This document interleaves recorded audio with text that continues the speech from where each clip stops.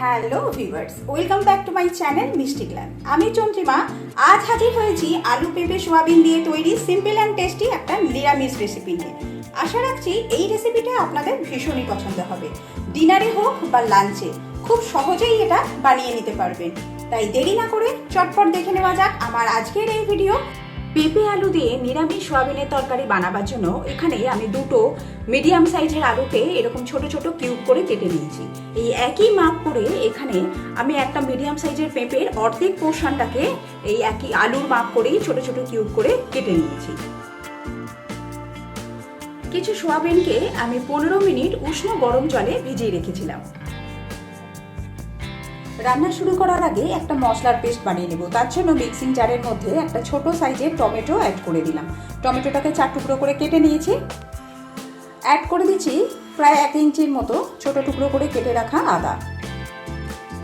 এবার এর মধ্যে দিচ্ছি দুটো গোটা কাঁচা লঙ্কা, সেই সাথে 4 থেকে 5টা গোটা কাজু অ্যাড করে দিলাম। এবার অ্যাড করে দিচ্ছি হাফ টিস্পুন গোটা জিরে, 8-10টার মতো গোটা গোলমরিচ অ্যাড করে দিলাম। 1 টিস্পুন দিয়ে দেবো গোটা ধনে। এবার এর মধ্যে 1 টেবিলস্পুন টক দই অ্যাড করে দিচ্ছি। সামান্য পরিমাণ জল অ্যাড করে এগুলোর একটা মিহি পেস্ট বানিয়ে নিতে হবে। মশলার পেস্ট রেডি হয়ে গেছে। প্রথমে আলু আর পেঁপেটাকে একটু ভেজে নেব। তার জন্য কড়াতে দিয়ে দিচ্ছি সর্ষের তেল।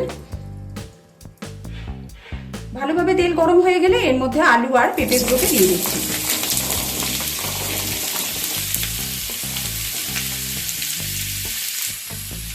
দিয়ে দিচ্ছি সামান্য পরিমাণে নুন, সেই সাথে সামান্য পরিমাণ হলুদ অ্যাড করে দিলাম। এবার হালকা করে একটু আলু আর পেঁপেগুলোকে ভেজে নেব। ভাজার সময় এটাকে চাপা দিয়ে ভাজবো, যাতে ভাজার সাথে সাথে আলু আর পেঁপেগুলো একটু সেদ্ধও হয়ে যায়। আলু আর পেঁপে খুব সুন্দর গোল্ডেন কালার করে ভেজে নেওয়া হয়ে গেছে। এবার এগুলোকে আমি তুলে নেব।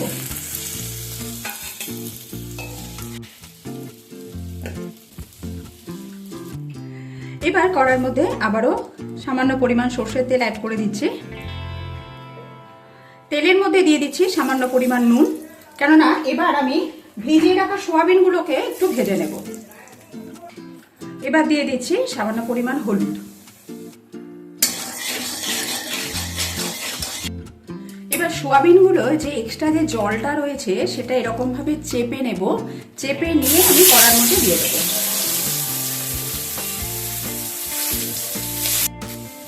হালকা করে সোয়াবিনগুলোকে ভেজে নিতে হবে।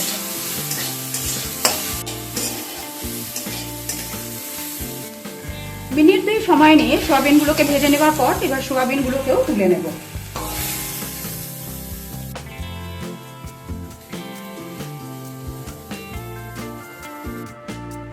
এবার রান্নাটা শুরু করব। তার জন্য আবারও কড়ার মধ্যে দিয়ে দিলাম সর্ষের তেল।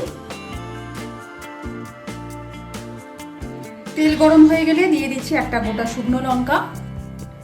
এবার একটা তেজপাতাকে দিয়ে দিলাম। দিয়ে দিয়েছি দুটো ছোট এলাচ, সেই সাথে একটা দারচিনি স্টিক।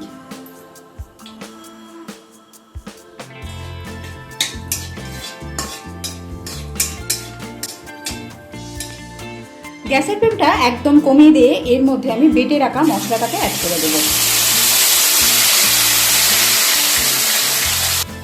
বাটির গায়ে লেগে থাকা মশলা ধুয়ে আরো সামান্য পরিমাণ জল অ্যাড করে দিলাম। এবার এর মধ্যে দিয়ে দিচ্ছি পরিমাণ মতো নুন, দিয়ে দিচ্ছি হলুদ, 1 টিস্পুন দিয়ে দিলাম কাশ্মীরি রেড চিলি পাউডার। আগে যেহেতু আমি পেস্টের মধ্যে গোলমরিচ আর কাঁচা লঙ্কা ব্যবহার করেছি, তাই এখানে আমি আর ঝাল লঙ্কাটা দেব না। এবার মশলাটা খুব সুন্দরভাবে কষিয়ে নিতে হবে।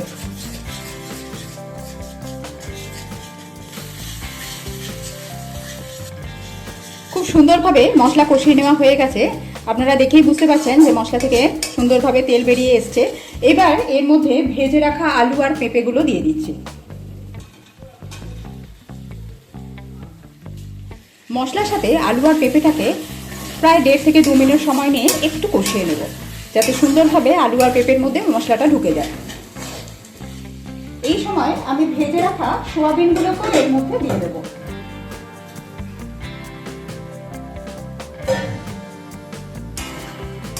সমস্ত কিছু একসাথে প্রায় 1.5 থেকে 2 মিনিট সময় নিয়ে সুন্দরভাবে কষিয়ে নেব। যেহেতু প্রথমেই পরিমাণ মতো নুন দেওয়া আছে, তাই এখন আর আমি নুন অ্যাড করলাম না। নুনটা টেস্ট করে নিয়ে তারপরেই অ্যাড করব। সুন্দরভাবে সমস্ত কিছু কষানো হয়ে গেলে এবার এর মধ্যে আমি জল অ্যাড করে দেব।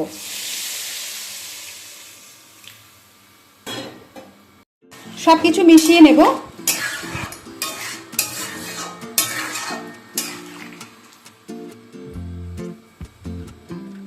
গ্রেভি যখন ফুটতে শুরু করবে তখন আমি এর মধ্যে 1/2 টিস্পুন চিনি অ্যাড করে দিচ্ছি।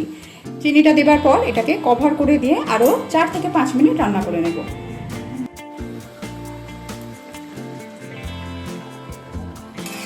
একবার চেক করে নেব আলু আর পেঁপে প্রপারলি সেদ্ধ হয়েছে নাকি। দেখুন সুন্দরভাবে আলুটা কেটে যাচ্ছে, আলু আর পেঁপে দুটোই সেদ্ধ হয়ে গেছে। নামাবার আগে এতে দিয়ে দিচ্ছি 1/2 টিস্পুন গরম মশলা আর 1 টিস্পুন ঘি। গ্যাসের ফ্লেমটাকে এবার অফ করে দিলাম। সমস্ত কিছু একবার ভালোভাবে মিশিয়ে নেব।